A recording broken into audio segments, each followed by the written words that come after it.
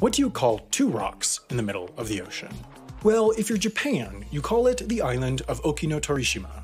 Emphasis on island. Alright, that one...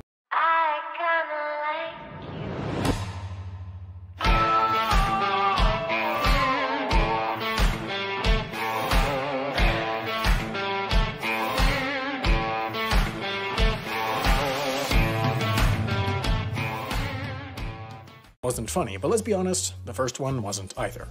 The island, and I'm using the term island loosely here, of Okinotorishima is found here in the Philippine Sea and was first discovered in the mid-16th century, possibly by this guy in 1543, and definitely by this guy in 1565, who named the then 5 rocks and surrounding coral reef Parece Vela, meaning looking like a sail, in recognition of how sails, as we all know, look exactly like 5 medium-sized rocks. The Japanese first visited in 1922 and 1925, then claimed it in 1931 and named it Okinotorishima. It means remote bird islands. Because of Okinotorishima's strategic location between Taiwan and Guam, Japan wanted to build a military base on it, but to avoid controversy, they used a clever little technique called lying and said they were going to build a, quote, lighthouse and meteorological observation site.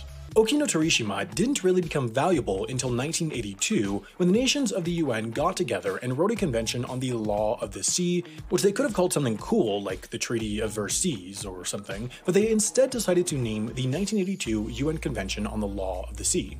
Among other things, that convention laid out the rules of exclusive economic zones, or EEZs, which allow a country to claim all of the water within a radius of 200 nautical miles, or 370.4 kilometers, or 189,385.4 the rocks of their shores as their EEZs. To be clear, they don't have sovereignty over that water, and it isn't part of their country, but they do have a number of rights over it, including rights to exploration and dibs on valuable natural resources. That's why Japan really wants these 2 dumb rocks to be an island.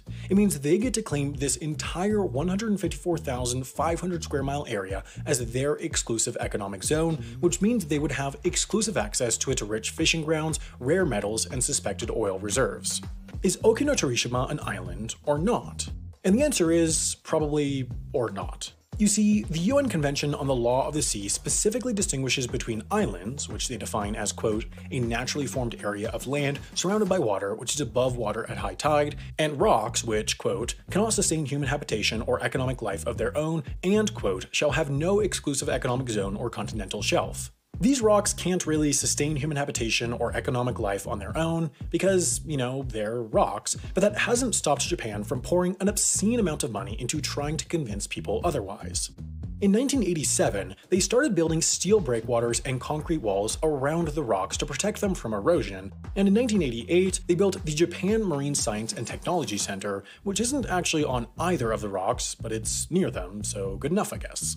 And finally, even though the UN Convention clearly says that man-made islands don't count, they built an artificial 3rd rock because, as we all know, the only thing better than 2 dumb useless rocks is 3 dumb useless rocks.